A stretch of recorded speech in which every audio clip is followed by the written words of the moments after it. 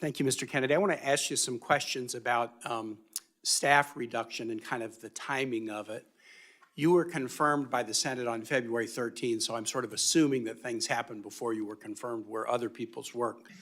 On January 28th, the Fork in the Road letter came out to people across the federal employment space, widely attributed to OPM and Elon Musk and Doge.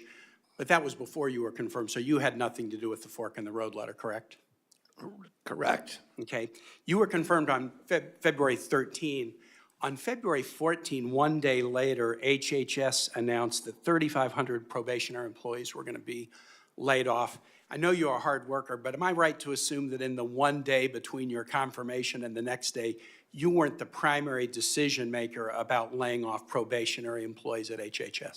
I was aware of it, and I could have blocked it. Yeah, you were aware of it, so you weren't the primary decision maker. Was that a decision that was made like OPM or Doge?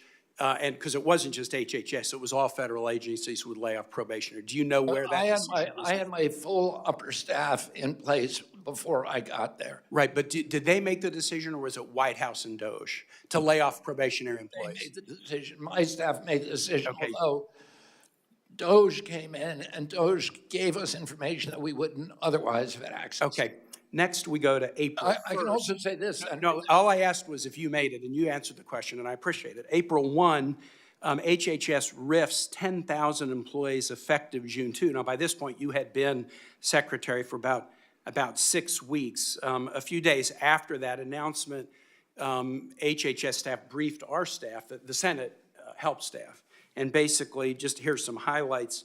In that 10,000 RIFs, 467 staff at the Administration for Children and Families, 2,473 at the Centers for Disease Control, 322 at CMS, 400 at HRSA, 1,312 at National Institutes of Health, 197 at SAMHSA, 2,519 at the Food and Drug Administration.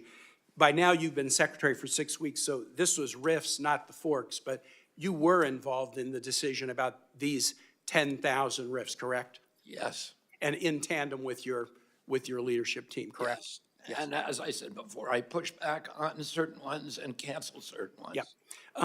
I think yesterday, it may have been earlier today, you confirmed that 20,000 employees have been let go, 10,000 at HHS, 10,000 RIFed and 10,000 forked.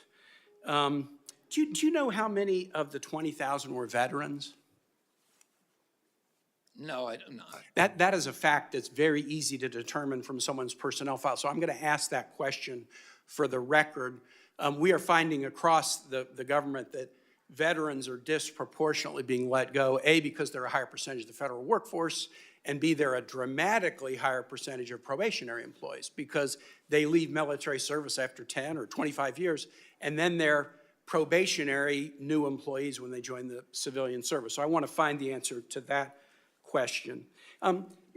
Where does the rubber meet the road on 20,000 RIFs and layoffs and forks?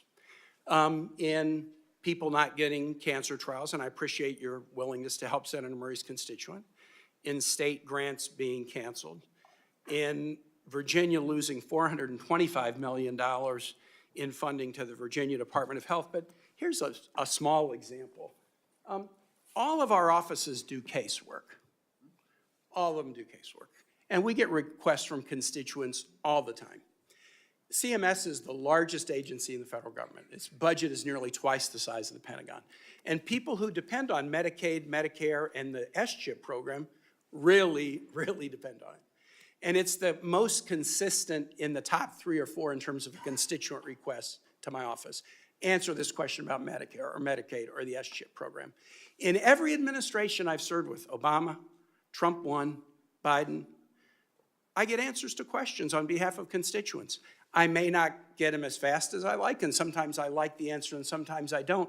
But let me show you what CMS is now doing to answer constituent questions. I've omitted the name of the constituent, and I've omitted the name of my staffer. This was very recent.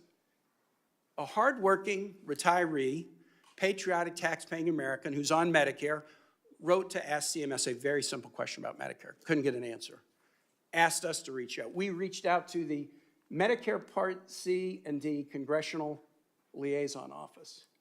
And here was their answer to our basic question. Unfortunately, there is not an update to provide. With the recent change of administration, we are unable to provide any information related on matters related to Mr. X's request, congressional casework team. I mean, if you're just an everyday, hardworking American retiree on Medicare, and you have a basic question about it, you ought to be able to get an answer. And I'm just going to say, I've shared this with my colleagues, and many of us are having the same experience where our constituents can't get a basic question answered. I wonder if 20,000 fewer employees is connected to this. I yield back, Mr. Chair.